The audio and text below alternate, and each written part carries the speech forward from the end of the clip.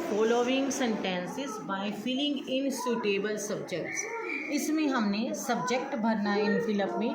Subject का मतलब क्या होता है? Doer of the work, Hindi में जिसे हम कर्ता कहते हैं, यानी इस सेंटेंस में काम कौन कर रहा है वो हमने बताना है। सब्जेक्ट कौन है?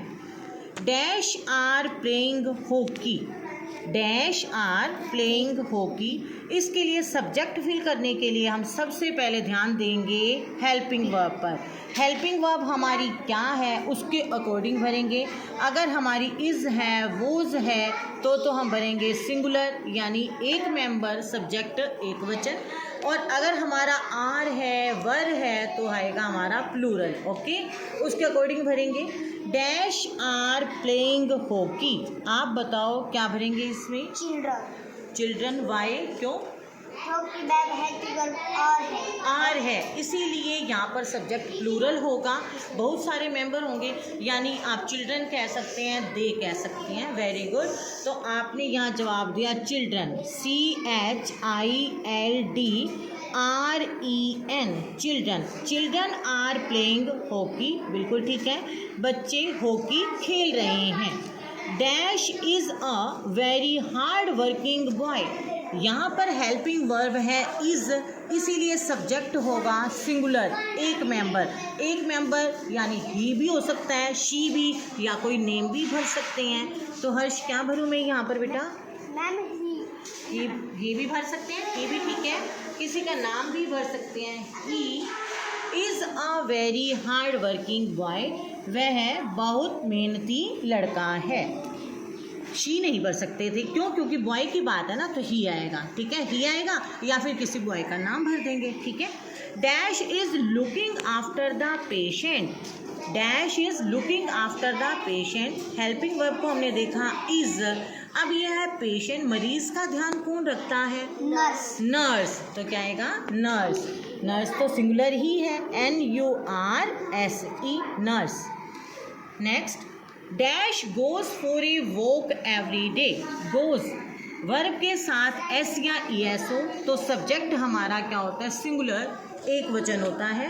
तो यहाँ पर सब्जेक्ट एक कोई भी भर सकते हैं। Dash goes for a walk every day, वह हमेशा वॉक के लिए, सैर के लिए जाता है या जाती है, यानी क्या हो सकता है? शी भी, ही भी, या किसी का नाम भी। तो क्या भरे बोलो? She. She goes for a walk every day. Is it clear बेटा? Dash have lost my watch. Dash have lost my watch. यहाँ पर हेल्पिंग वर्ब क्या है? मैम यहाँ पर हैव आया हुआ है। इट मीन्स हैव किसके लिए आएगा फिर? ज़्यादा के लिए। तो हमारा क्या आएगा यहाँ पर? प्लूरल हो गया, दे लगा लीजिए। चिल्ड्रन भी कर सकते थे। They have lost my watch. Dash was watching TV at 5 PM yesterday। Helping verb है वॉज के लिए सब्जेक्ट होता है एक। वेरी गुड, सिंगुलर एक होता है, तो एक के लिए क्या भरूँ बेटा? किसी का नाम भी भर सकते हैं। फॉर एग्जाम्पल हर्ष भर दीजिए, और कोई? Prateek, PARTIK। Prateek was watching TV at 5 PM yesterday।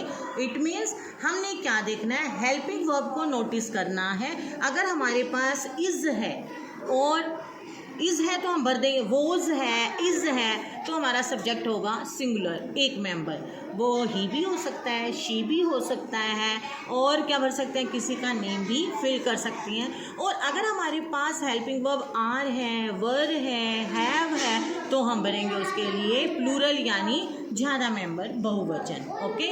और अगर हमारे पास हेल्पिंग वर्ब एम होता, AMM होता तो हम क्या भरते? मैम सब्जेक्ट क्या होता? एम किसके साथ आता है?